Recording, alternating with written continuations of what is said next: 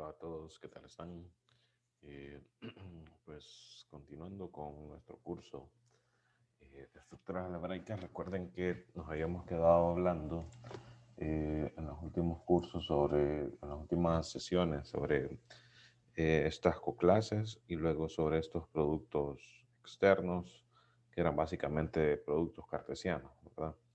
Eh, Vamos a volver a hablar de las coclases nuevamente en este capítulo 9, donde los conceptos principales son estos de grupos normales y grupo factor o grupo cociente, como normalmente se le llama en álgebra, en español realmente, grupo cociente. En inglés casi solo se le dice, eh, bueno, no, la verdad es que ahí depende de los autores. Sí he visto bastante quotient, bueno, no sé bien, no recuerdo bien cómo es la pronunciación quotient groups, eh, como grupo cociente, ¿verdad? En inglés, quotient. Eh, y pues veamos qué significa. Primero, que es un subgrupo normal. Fíjense la definición. Un subgrupo H de un grupo G se llama subgrupo normal si, bueno, de G, si la clase izquierda de A es igual a la clase derecha de A para cualquiera en el grupo. Y para denotarlo de manera corta, para no estar escribiendo su grupo normal, pues se utiliza esta simbología, este triangulito, que de cierta manera se parece un poco en el sentido de que nosotros decimos H es un subgrupo de G, ¿verdad? De esta forma. Y entonces, ahora para decir que es subgrupo normal, pues lo hacemos con el triangulito ese, ¿verdad? H es normal a G, ¿verdad? Y esta es la manera como corta, podríamos decir, de denotarlo, ¿verdad? Eh, si ustedes observan esta propiedad, pareciera, ¿verdad? Que cuando se habla de este concepto de grupos normales, como que hay una especie de conmutatividad ahí, ¿verdad? Pero no es exactamente eso, porque el hecho de que estos dos conjuntos sean iguales, A por H sea igual a H por A, puede ocurrir, ¿verdad? Que las coclases que tengan, las coclases izquierdas, por ejemplo, bueno, siempre tiene que estar H, ¿verdad? Ya lo puse así en este orden. Digamos que hay tres coclases, ¿verdad? La de la identidad y otras dos. Y que hay otras coclases derecha, ¿verdad? Entonces, más que vistas como conjuntos, si nos enfocamos en una de ellas, por ejemplo, una coclase así, entonces el hecho de que una coclase izquierda coincida con una coclase derecha, ¿verdad? Como conjunto, está formado por elementos de esta forma, ¿verdad? Digamos, H es un subgrupo, entonces va a estar A1 por la identidad, A1 por algún H1, A1 por algún H2, ¿verdad? Y así sucesivamente, dependiendo si H es finito o infinito. Noten que aquí no se hace ninguna restricción en la definición sobre la cantidad de elementos, ¿verdad? Que tenga el grupo, entonces podemos considerar que existe la posibilidad de que sea infinito. Entonces, este de acá, ¿verdad? Serían productos así. Recuerden que no necesariamente los grupos son abelianos, entonces estos productos A1, H1 no necesariamente coincide con H1, A1, entonces en general son distintos, ¿verdad? Y de hecho aquí lo que interesa es igualarlo con la misma clase, ¿verdad? Solo que por derecho. Entonces, ¿cómo estaría conformada esta coclase? Por el mismo elemento, ¿verdad? Algún H1 por A1, algún H2 por A2 y así sucesivamente. Entonces, ¿qué pasa? El hecho de que estos dos conjuntos son iguales no necesariamente implica que, por ejemplo, este elemento va a estar asociado con este elemento. Si eso ocurriera, pues ahí sí estaríamos hablando de una especie de una conmutatividad, por lo menos para los elementos que están en estos conjuntos, ¿verdad? Pero no necesariamente es eso. Lo que puede pasar es que, por ejemplo, este elemento de repente sea igual, perdón, sea igual a este de aquí, por ejemplo, y que este elemento sea igual a este de aquí.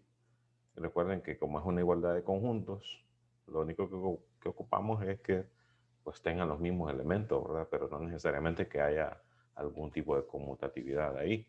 Así que, ojo, ¿verdad? Con la definición, pareciera, ¿verdad? Que la definición como que implica, ¿verdad? Algún tipo de conmutatividad, pero no, ¿verdad? Simplemente es una igualdad de conjuntos y es decir, ¿verdad? Que este conjunto sea igual a este conjunto, ¿no? Y entonces, cuando eso pasa, por ejemplo, cuando uno quiere utilizar esta igualdad para comprobar alguna propiedad, entonces lo que uno dice, ok, si yo tengo un A por H, ¿verdad? Entonces y se da la normalidad, ¿verdad? Entonces eso lo que significa es que existe algún otro elemento, llamémosle H', ¿verdad? Tal que A por H es igual a H' por A, ¿verdad? Eso sería como la condición, ¿verdad? Que H es normal a G, sí, solo sí, ¿verdad? Eh, para cualquier A en G, ¿verdad? A por H y algún H, ¿verdad? En H, A por H va a ser igual a algún H' en H siempre, ¿verdad? Por A, ¿verdad? Y estos dos no necesariamente iguales, ¿verdad? Que es lo que les digo que no necesariamente estamos hablando de una propiedad conmutativa, ¿no? Ok, aquí hacen énfasis en eso, ¿verdad? De que no estamos hablando de conmutatividad. Fíjense, este teoremita es bastante útil, ¿verdad? Porque caracteriza la normalidad con una condición un poco más débil, podríamos decirlo, ¿verdad? De cierta manera, porque lo hace en base a una sola contenencia, ¿verdad? Y la definición, ¿verdad? De esta igualdad implica que, como es una igualdad de conjuntos, yo tengo que comprobar dos contenencias, ¿verdad? Este está contenido en este y que este está contenido en este, para que se dé la igualdad de los dos conjuntos. Y entonces acá, en este teoremita, fíjense, dice un subgrupo H de G es normal en G, sí, solo sí. Este conjunto, ¿verdad? Que creo que ya habíamos hablado de este tipo de conjunto, ¿verdad? Es similar a las coclases, ¿verdad? Solo que tienen este otro elemento por acá. Está contenido en H, para todo X en G. Entonces, fíjense, es un poco más floja, podríamos decir, ¿verdad? Esta condición que la condición anterior, que es un poco más estricta, podríamos decir, ¿verdad? Que comprobar esta igualdad. Entonces, bueno, veamos para irnos acostumbrando, veamos cómo funciona la demostración, para irnos acostumbrando a cómo se hacen las deducciones acá en teoremas y problemas relacionados con normalidad, ¿verdad? Entonces, fíjense, es un sí y solo sí, ¿verdad? Hay que comprobar las dos implicaciones. Si H es normal, entonces para cualquier X en G y H en H, ¿verdad? Existe lo que les dije hace poco, ¿verdad? Existe un H' en H, tal que X por H es igual a H' por X, ¿verdad? Esto mismo que les escribí, solo que en vez de X, pues aquí usé A. Y pues esto significa, multiplicamos recuerden que estamos en un grupo, entonces X y H son elementos del grupo y entonces existen inversos, ¿verdad? Y entonces aquí puedo como despejar para H', multiplicando por el inverso de X a la derecha, ¿verdad? Me quedaría esto acá. Y eso significa entonces que H', ¿verdad? Se puede escribir de esta manera, como X por H por X'. Y entonces estamos diciendo que este tipo de elementos, que son los elementos que están aquí, un X, ¿verdad? Por un H en H, por el X inverso, ¿verdad? Se puede escribir como un elemento de H, ¿verdad? Es decir, todo elemento que está acá es un elemento también que está en H y por tanto se da la contenencia, ¿verdad? Por otro lado, si se da esta condición para todo X, entonces si consideramos X igual a, entonces se daría esta contenencia, ¿verdad? Con X igual a. Eh, eso es como diciendo, consideramos un elemento en particular, ¿verdad? Llamémosle A. Eh, como para decir, fijemos un elemento, ¿verdad? Es cuando les digo, consideremos un elemento arbitrario, pero ya fijo, ¿verdad? Lo escojo arbitrariamente, pero ya después no lo vuelvo a mover, digamos. Entonces, si se da esta contenencia, significa que todo elemento que está aquí, ¿verdad? Está contenido acá. Y fíjense, eso implica que esta coclase está contenida en esta coclase. ¿Por qué? Bueno, porque si A por H, ¿verdad? Por A inverso, está contenido en H, ¿qué quiere decir? Bueno, que si yo tomo un elemento que está aquí, un A por H por A inverso, ¿verdad? Donde este H es un elemento de H, si este está contenido acá, entonces significa que se puede escribir como un elemento que está en H, ¿verdad? Y llamémosle H', ¿verdad? H' en H, ¿verdad? Si esto ocurre, entonces eso significa, ¿verdad? Esto implica que A por H, ¿verdad? Lo puedo escribir como H' por A, ¿verdad? Multiplicando por A ambos lados a la derecha, ¿verdad? A ambos lados de esta ecuación.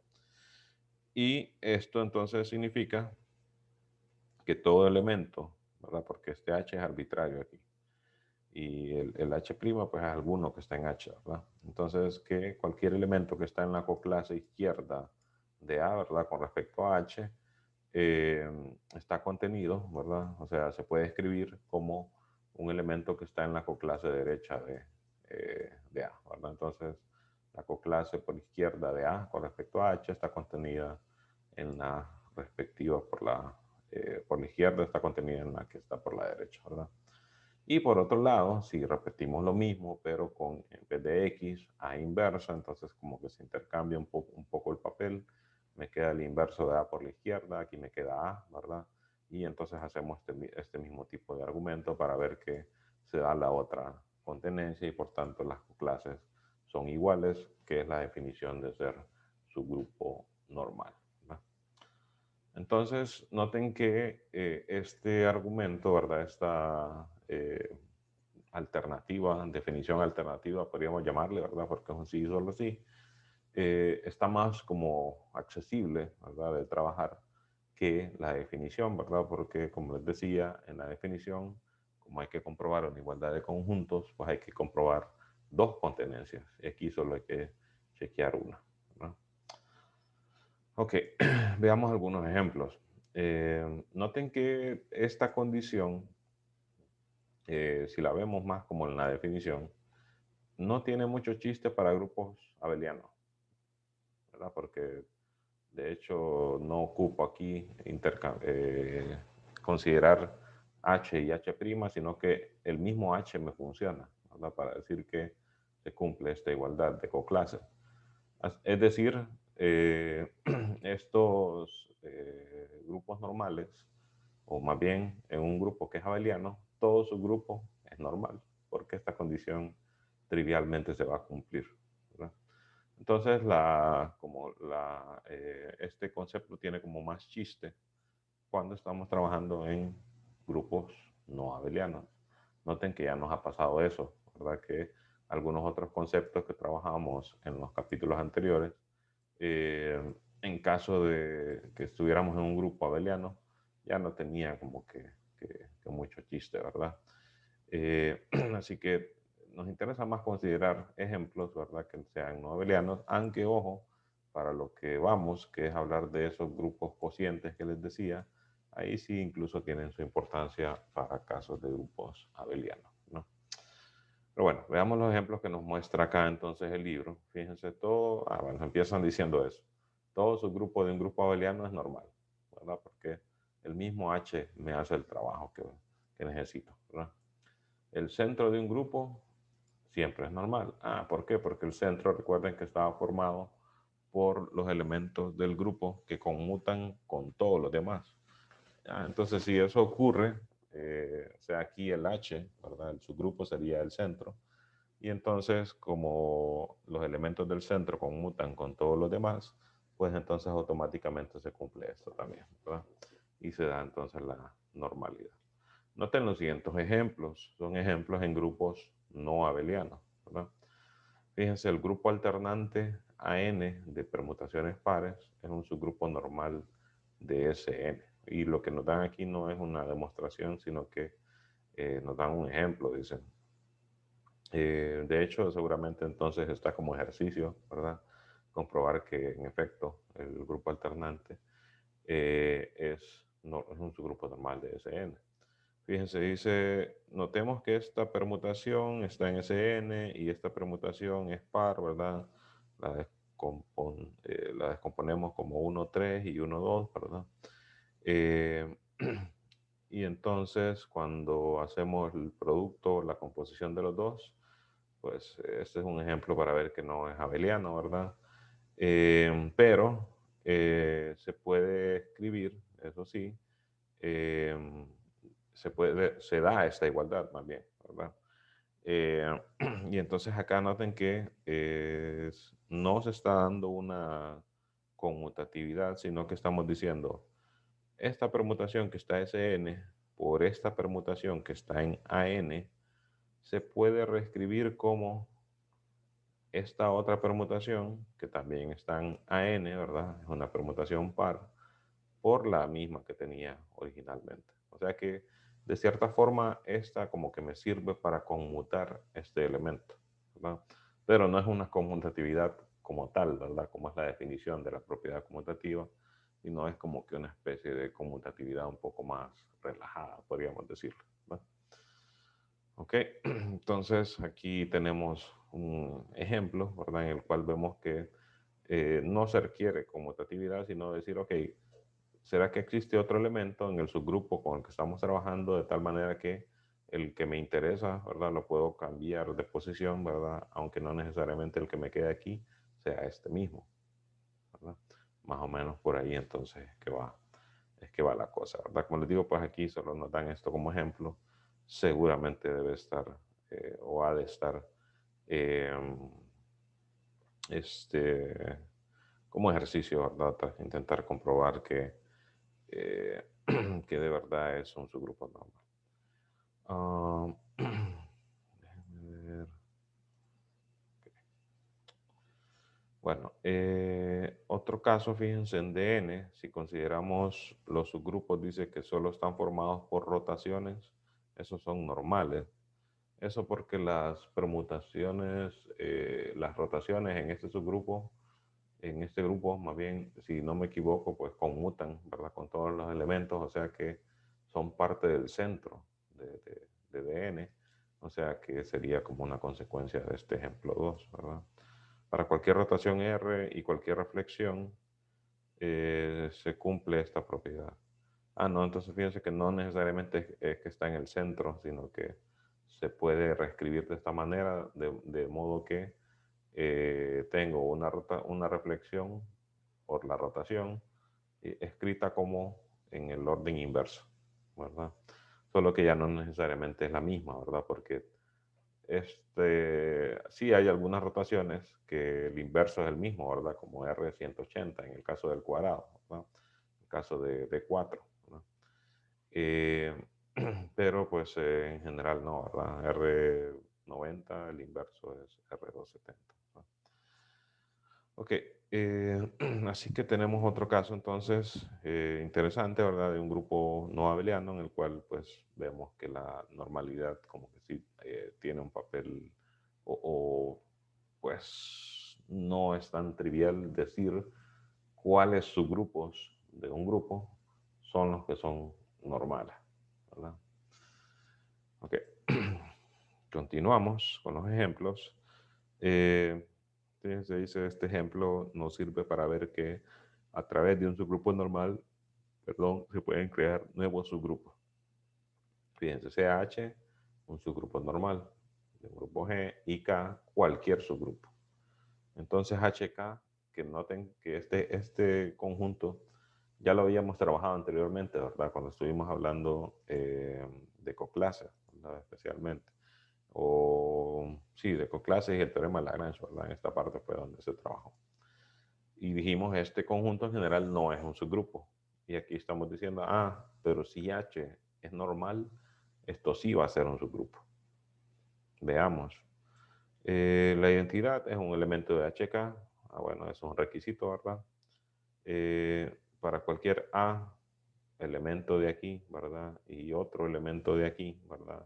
Un H2 por un K2, donde H está en H, ¿verdad? H2 está en H, K2 está en K. existe un H' por la normalidad, ¿verdad? Tal que, eh, vamos a ver, ¿a dónde usan el H' aquí? Hasta acá, ¿verdad? Entonces aquí están utilizando entonces la normalidad. Sería,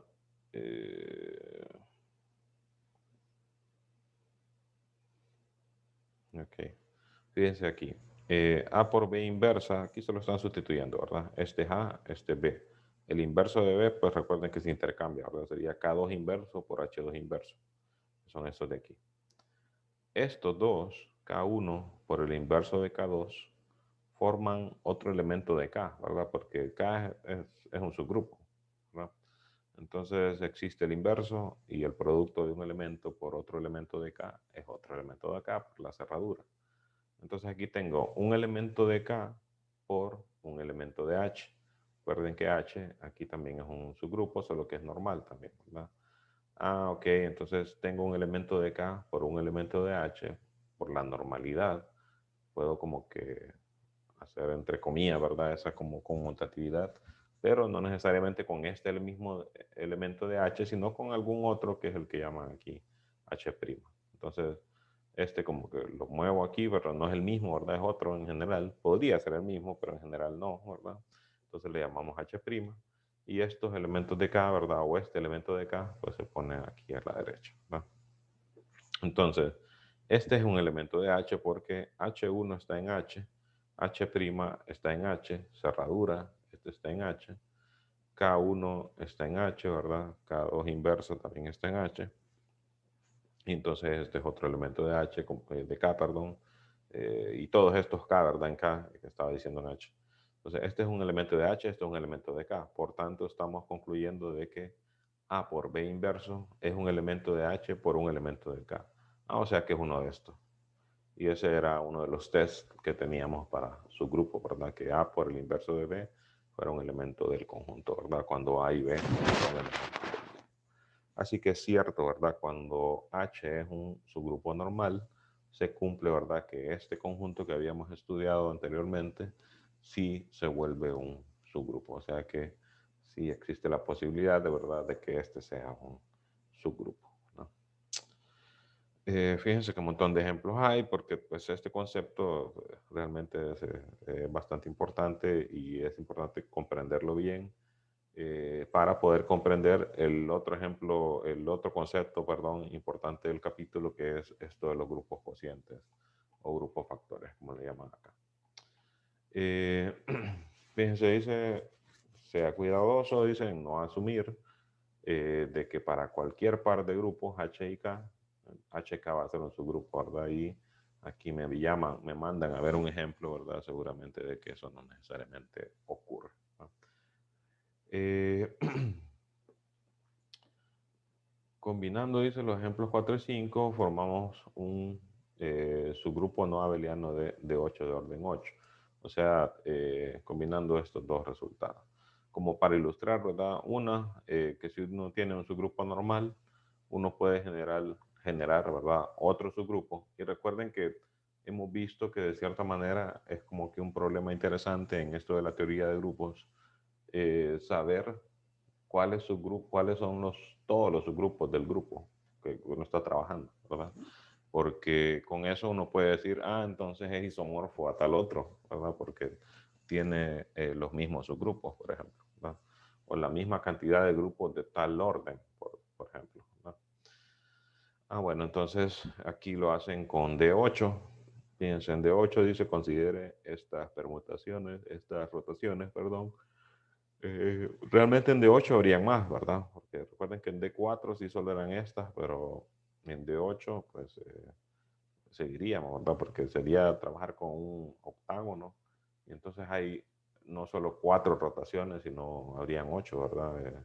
R45, R135 y así, ¿verdad? Pero bueno, se trabaja solo con estas forman un subgrupo, ¿verdad? De 8 porque si opero R90 con R90 me da R180. Y así, ¿verdad? Uno puede ver que esto es cerrado. K, fíjense, está formado por R0, que es la identidad, ¿verdad? Por F. Eh, donde F dice es cualquier reflexión. Por ejemplo, así como decíamos, vamos a reflejar, ¿verdad?, el cuadrado con respecto a un eje vertical, ¿verdad?, que le llamamos B. Y entonces, en el caso del octágono, habrían más, ¿verdad?, de esas reflexiones. Por ejemplo, sí habría una horizontal, sí habría una vertical, ¿verdad? Sería algo así. Trabajar más o menos, bueno, asumamos que es regular esto, ¿verdad? Entonces habría una reflexión vertical, ¿verdad? Habría una reflexión horizontal también, pero habrían más, ¿verdad? Por ejemplo, esta aquí, ¿verdad? Esta aquí, ¿verdad? Y entonces tendríamos ya no solo dos tipos de esas reflexiones, sino que tendríamos cuatro, ¿no? Entonces aquí dice, esta es cualquiera de ellas. ¿Okay? Entonces dice, HK va a estar formado por todos los productos posibles de elementos de H por elementos de K. Por ejemplo, habría que ir a ver, ¿verdad? Porque no tenemos una tabla para D8. Entonces habría que ir a ver que es cierto, por ejemplo, de que si les ponemos, por ejemplo, aquí podríamos utilizar los mismos nombres, ¿verdad? B, H, creo que allá teníamos D, ¿verdad? Y D'. Y de hecho falta también con los vértices, ¿verdad? Habrían ciertas simetrías, creo aquí también. Con los vértices, porque esta D y D' con el cuadrado eran diagonales, ¿verdad? Con respecto a los vértices del cuadrado. Entonces aquí también habrían algunas de esas así, ¿verdad? Por ejemplo, aquí creo que habría otra, ¿verdad? Y entonces hay más todavía, ¿verdad? Pero no tenemos, como les digo, una tabla, ¿verdad? De cómo funciona este grupo, habría que ir a dibujar ahí, ¿verdad? Para ver que, por ejemplo, si roto 180 y después hago una reflexión, me va a dar una de estas, que de hecho, es que aquí la están dando así. No están poniendo, el resultado es tal, simplemente está escrita, ¿verdad? Por lo mismo, ¿verdad? De que no tenemos una tabla para D8, entonces R0 por cualquiera de estos me da R0 y F. ¿Verdad? F. Aquí está, ¿verdad? R0 por F. Pensé que solo iba a poner F, ¿verdad? Porque esta es la identidad. Y así, ¿verdad? R180 por F, ¿verdad? Que está aquí y así. O sea, combinar todos los elementos de acá por los elementos de acá, ¿verdad? Y me queda entonces un grupo de orden 8, ¿verdad? ¿Cómo podríamos verificar eso? Bueno, podría ser con cancelación, ¿verdad? Por ejemplo, si este fuera igual a este, se cancelaría el R180 y F sería la identidad, contradicción, ¿verdad? Como para decir realmente todos esos son distintos, ¿no? Habría que jugar así de esa manera. Si este fuera igual a este, se canceló F, ¿verdad? Y R0 sería igual a R90, contradicción. Estos ya sabemos que son distintos. Entonces sería solo chequear esos con estos otros, ¿verdad? Pero por cancelación siempre se cancelaría el F, pero ya sabemos que estos son distintos, entonces todos estos son distintos. Así que ahí tendríamos un subgrupo de 8. Vamos a ver acá, si un grupo G dice tiene un único subgrupo H de un cierto orden infinito, entonces H es normal a G. Fíjense qué interesante esta propiedad, ¿verdad? Si un grupo tiene un solo elemento, subgrupo, perdón, H, que tiene un cierto orden infinito, entonces automáticamente lo vuelve normal. Ok, veamos por qué. Observe, dice que cualquier G en el grupo, para cualquier G en el grupo, este es un grupo de G. Esto estaba como ejercicio, si no me equivoco, en el capítulo precisamente relacionado con su grupo, ¿verdad?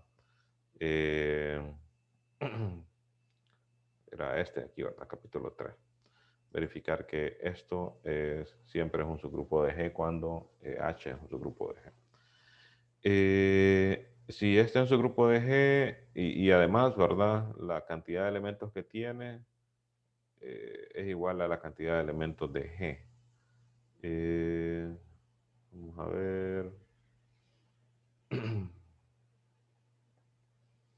Ahí sería como habíamos hablado en el capítulo de isomorfismos, de unas funciones que le llamamos automorfismos interiores, ¿verdad?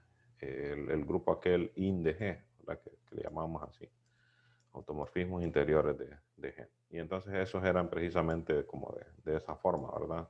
Que a un elemento H, ¿verdad?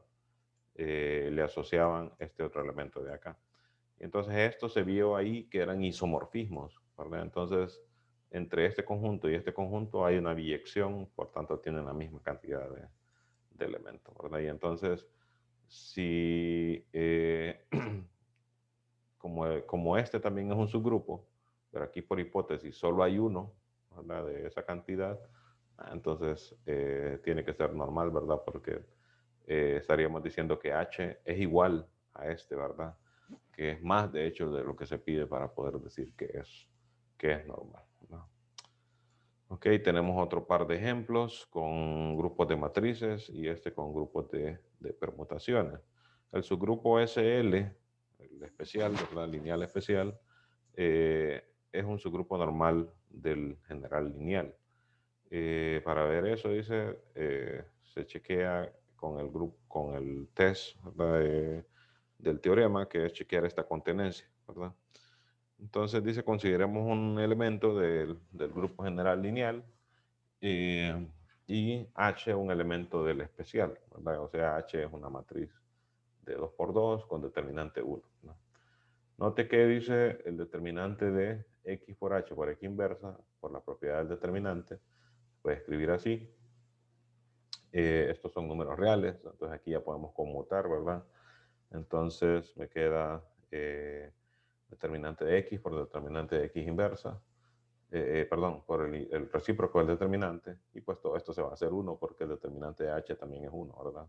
Por definición del grupo especial. Y entonces todo esto es 1. Eso quiere decir que este otro elemento tiene determinante 1 también, y por tanto es un elemento del grupo especial, ¿verdad? Es decir, cualquier elemento de esta forma está contenido en el grupo especial, que es precisamente lo que dice el criterio ese para verificar que el subgrupo es normal, ¿verdad? Ok, ya acá pues esto se lo voy a dejar para que ustedes lo lean, ¿verdad? Pues ocupa ir a ver la tabla que se dio para el grupo A4, ¿verdad? Y pues para verificar ahí que se da la normalidad, ¿no? Bueno, nos vamos a quedar aquí por hoy. En la siguiente grabación que les haga o reunión que tengamos, vamos a hablar de ya el grupo cociente, ¿verdad? Se empieza aquí haciendo una demostración de que si consideramos el conjunto de coclases, que eso es lo que vamos a llamar grupo cociente, se puede definir una operación de coclases de esta manera, ¿verdad? Y se verifica que está bien definida y que satisface todas las propiedades para formar un grupo, ¿verdad? Que es lo que se hace en este teorema. Y luego pues vamos a ver la importancia de ese grupo cociente, ¿verdad? Así que bueno, nos quedamos entonces aquí por hoy. Nos veremos la próxima. Saludos a todos.